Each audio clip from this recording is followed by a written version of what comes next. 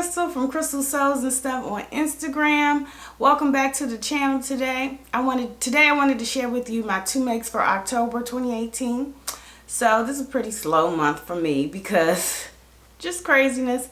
Anyway, I made 2 things in October. The first thing that I made was McCall 6886. And this is a very, very popular pattern. A lot of people have made it, and I've had this pattern in my stash for, I guess, at least a year now, probably 2. And I made this dress using a faux leather knit that I picked up from Fabric Mart from the Julie's Picks Club. And let me tell you about how I made it. So I sewed a size 12 in the bodice area and graded out to a 14 in the hips area, and I added an inch to the bottom of the hips, but I ended up taking that back in because when I tried it on it was still a little bit too big. So those are the changes that I made. That's the size and everything. And then for the neckline, I put in some bias tape and zigzag the neckline down to make it a little bit more stable. And and for the hem, I used steam a seam very lightly because I did test it beforehand to make sure it wouldn't melt. I used steam a seam to hold the hem down, and then I zigzagged it under. So I did like basically a turned up under hem for the hemline. So you can see that really clearly.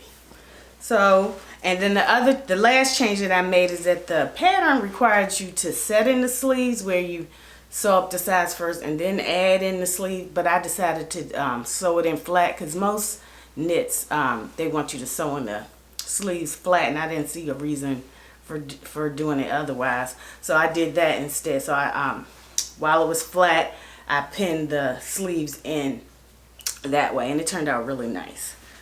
So that is McCall 6886, and I will have a clip of me wearing it at the end of the video. And then the next thing that I made was Vogue 9220, a men's pattern. And I remember I said I was going to sew my husband a shirt because he's like, "What you doing? Are you sewing up my shirt? You sewing up my shirt?" So I finally got the nerve up to sew a shirt for him. So I got this fabric, I believe, in May of last year, and this was from Fabric Mart as well, and it is it's called Berry Jam Cotton like Twill. I love the color of this, and I showed my husband the little swatch that they send you in the Julie's Pick Swatch Club, and he said, "Yeah, that'll be nice for a shirt." So that's what I did. So that's the fabric I used. And then let me tell you some more details about it. So I sewed him a size 36, and I didn't make any alterations to the actual pattern. I used buttons that I could not find good buttons at Joann's to match this shirt. So what I did is I went to the thrift store and I got another shirt that was way too big, and I took the buttons off a shirt from the thrift store, and I used these nice little berry buttons on it. And then I used the Palmer Plush interfacing, the medium weight interfacing. I'll leave a picture of the Palmer Plush interfacing. That's what we mostly use in my sewing class. And so I interfaced that with the medium weight interfacing from Palmer Plush. And then for the armholes, so for the yoke, I did a modified burrito method. I used Erica Bunker's tutorial on how to do the yoke. It's very similar to the burrito method, but it's a lot simpler. Well, it gets the same effect as the burrito method, but it's a lot simpler to sew. So I'll leave a link to her method. It was really helpful for sewing in this yoke. And then for the collar stand, I did hand sew the collar stand down, and I hand sewed my little label in, and I picked up these labels from the Dutch Label Company. and I'll leave a link to them as well. And I also hand sewed the the cuffs down under here. This part you had the hand sew in after you attached it.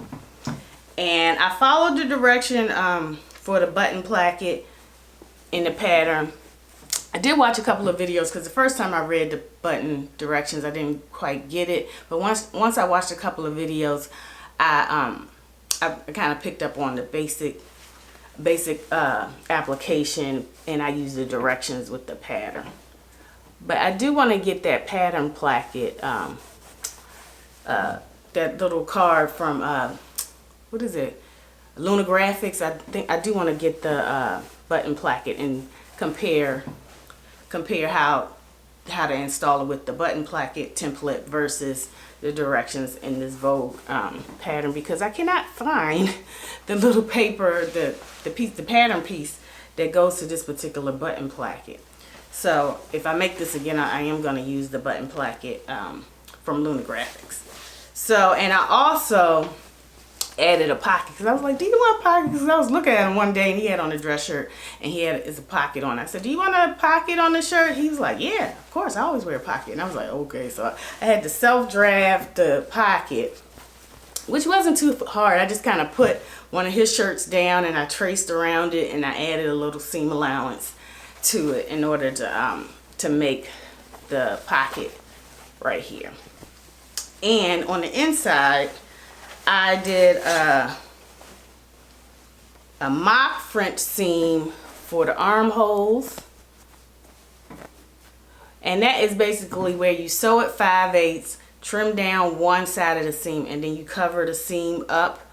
You fold it under and cover the seam up. So that's what I did for the armholes. And then for the attaching the front to the back, I did a French seam for that.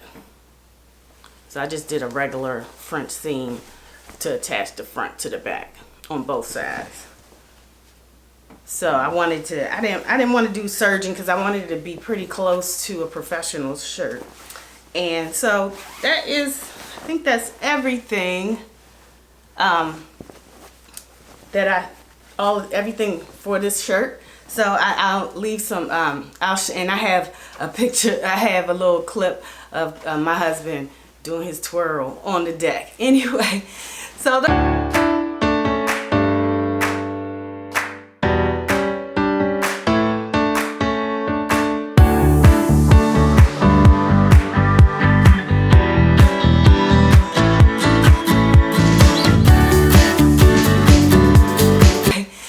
those are my two makes for the month of October. Hopefully, I do plan on doing a lot more in November.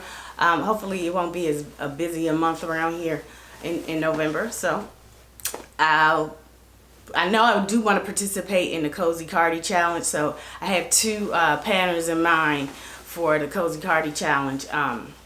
One is the new Olga cardigan by Rosie Pena Pattern, so I do want to sew that one up. And then there's also another cardigan by Style Sew Me, Aaron Shields, and I'll leave a picture of the two cardigans that I want to sew for next month. So those are the things that are in my plans for next month, and I look forward to seeing you guys soon. Take care. Bye.